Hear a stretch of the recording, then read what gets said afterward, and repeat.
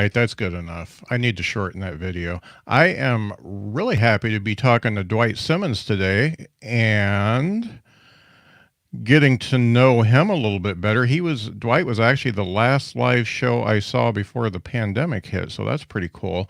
Before we get started, I do want to bother you again. So I am up for the best interview style podcast on Discover Pods. I'm up against people like Mark Maron, Dax Shepard, Conan O'Brien, and stuff like that. This doesn't mean anything to them, but it means the world to me. So if you wouldn't mind, in the comments, I'm going to put a little link here for you to go vote. There it is. So just pop into that link and vote.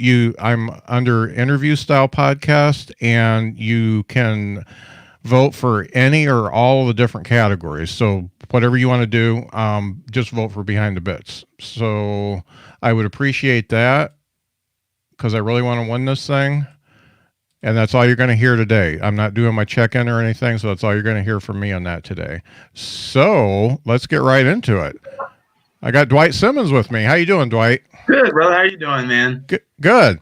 I tell you, it's nice to catch up with you. You're on my list, and the funny thing is my mind does not retain stuff as well as it used to. And finally, I was doing something with Dan West online. I think he was on my talk show or something like that, and he said, don't forget about Dwight Simmons, because we had talked about it. I had pegged him, and I said, you think Dwight would do the show? And he said, yeah. And he said, don't forget about Dwight. And I did. So, and I had stacked up so many interviews. I stopped for a couple weeks because I'm so far ahead of the game that I just really don't need to interview anybody for like a month. So we've always said about you, Scott. Yeah. Ahead of the game, baby. Yeah. But I'm really glad to have you.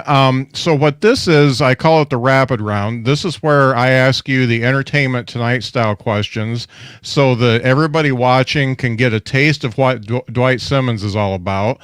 And then we go offline. And folks, all you got to do is subscribe to Behind the Bits. Go to any podcast app, type in Behind the Bits, subscribe, and Dwight's episode will be up really soon. So that's all you got to do. Let's get into this. I know some of these questions, but I have to ask them anyway. Where are you from, Dwight? I'm from Indianapolis, Indiana. That's in Indiana. Yeah. Yeah, man. Grew up in Indianapolis. Went to school at IU in Bloomington, and that's where I started comedy.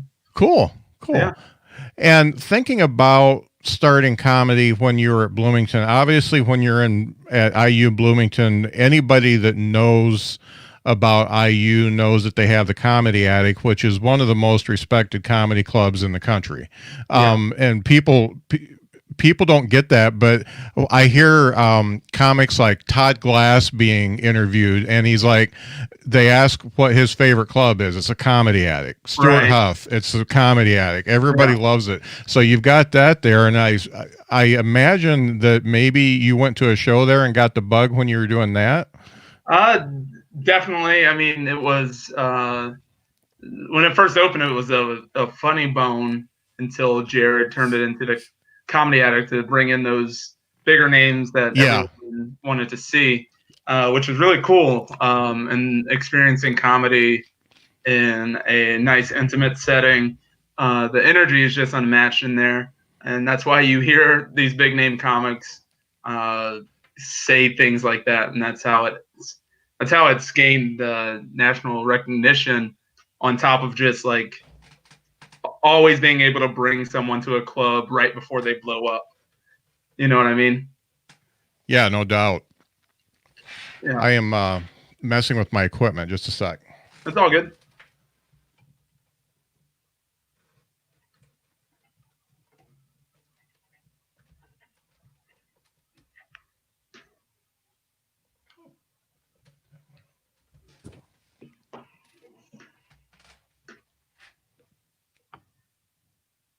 Short pause, folks. Short pause. I'm taking drinks.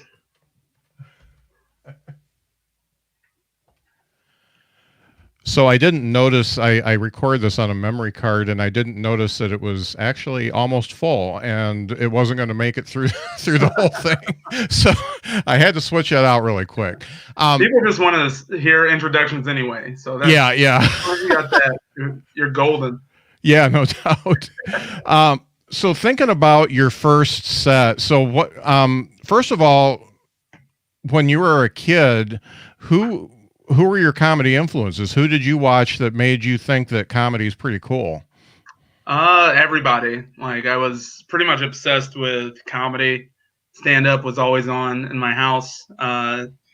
Grew up in a house where everyone had their own TV, not only in the living room, but also in your room.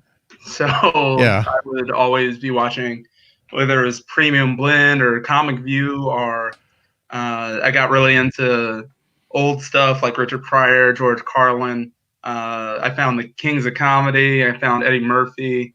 And then I got into people like Maria Bamford. And yeah, so I watched everybody. I was just really a big comedy nerd, a fan of not just one particular style of comedy, but the art form as a whole was really drawn to. So, and that obsession kind of just keeps you in it until you're old enough to go see it live. Yeah. And that's a whole nother thing. Yeah. Watching someone on TV versus watching someone live, it's just a completely different experience. And when I started, my whole thing was I'm just going to keep studying, taking cues from what people do well, physicality, what's the difference between like a host and a headliner, and then just trying to apply that to my sets every day that I did. Yeah. What was your, first off, I got to ask everybody who names Kings of Comedy, I always got to ask who your favorite was. Oh, it's Bernie. Yeah. Almost everybody says Bernie. It's Bernie and then Cedric right under him. Yeah, for sure. People don't realize Steve Harvey was filthy in that comedy. I know he hosts Family Feud, but that dude, yeah, he's come a long way from throwing the F-bomb around. Yeah, no doubt. Just yell at Survey Sid. That's the American dream right there. So what was your first time like? Where did you go up your first time? My first time I was in high school, actually, at a talent show. I guess this counts as my first time. I really just, like I said, watched a ton of comedy and then just took those jokes and tried to do them in high school without the curse words. Obviously didn't go well. Yeah. And then once the Comedy Addict opened when I was in college, I went to the first open mic there and then just tried to like continuously keep doing it there. So yeah, I think like most people's first couple of times, it's just, you think it's good, but it's just awful. Like, I wouldn't watch it today. Yeah. Without like growing up. You know, it's funny. I have to pay attention to social media because it's part of what I do for the podcast. But there's all these groups out there now that are giving advice to comedians and brand new ones, and which is great because having that resource is fantastic. But this guy posted that he's getting ready to do his first open mic, and should he bring people or should he not bring people? He knows it's going to be terrible, and people were giving him advice in that thread, and I finally had to get on and say, dude, it's your first time. First off, don't think it's going to be terrible. Have some fun, invite whoever you want, and just have fun, and don't worry about any of that stuff. Yeah, rip off the Band-Aid. You're probably doing 3 to 5 minutes. Yeah. And you're, just stay focused, and a lot of places you don't have an option if it's your first time. They make you bring people. So, yeah, no doubt. Yeah. If you're going to like an independent show your first time, just go have fun. Yeah. Just focus on saying words out loud on stage. Yes. Yeah. That's definitely the biggest hurdle, being able to do that. Yeah, all the other stuff comes later. Yeah.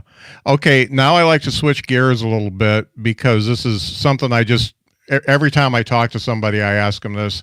Are you inspired by any books that you're reading right now, music you're listening to, podcast, articles? Has anything, jumped out at you and, flipped on that light bulb for you? Yeah, that's a good question. I always try to find inspiration in things outside of comedy. Uh, Doing it in a pandemic is exceedingly tough. You spend so much energy worried about politics and worried about your health and your family's health and stuff like that. So Yeah. it's been a little bit more difficult, but just go back to the basics. Like I'm a huge Bruce Lee fan. Of yeah. So like his whole outlook on life, I find inspiration in that.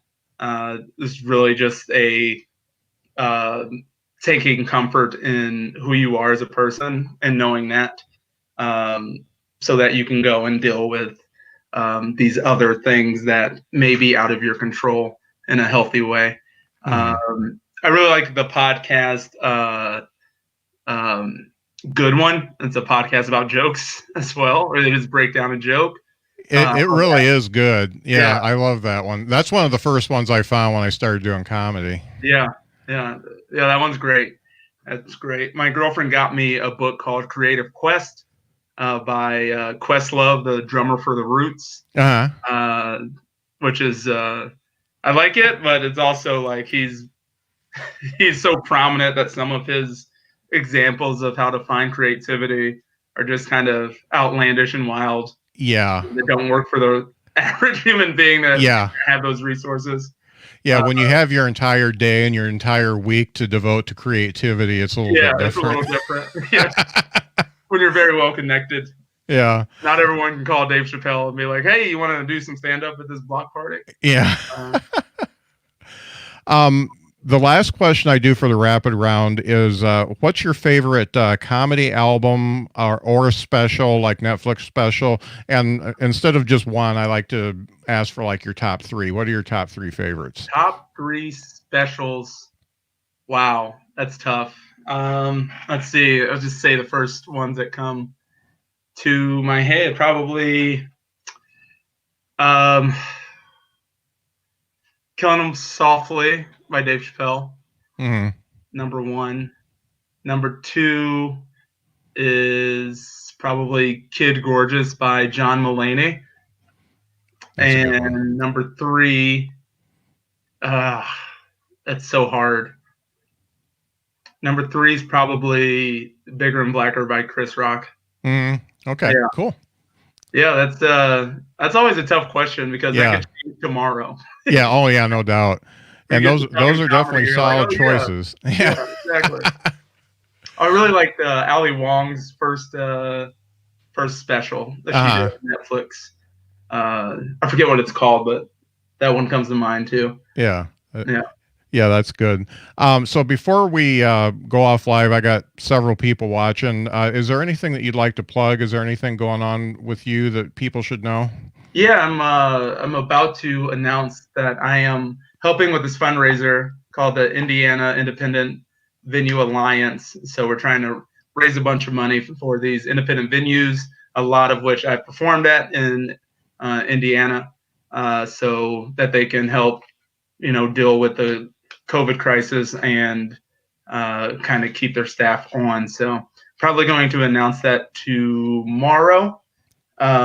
If you don't follow me, please do so on Instagram or Facebook. It's just Dwight _ Simmons, because we need the help and support to keep these venues in business. Yes. Cool. Great. Yeah, make sure you tag me on stuff so I can get the word out there for you too. Happily. Well, folks, thanks for watching. As I said before, if you want to hear the whole thing, you just got to subscribe to Behind the Bits. It's that easy. Just download the podcast and listen to it. And a lot of people are doing it, so you should join in too. Don't forget to support me in that crazy contest. I would love to take it away from Mark Maron and Conan O'Brien. So there's the links again. Get in there and vote. Let me know you voted so I can say thank you too. And we're going to go off live now so we can talk about the real stuff.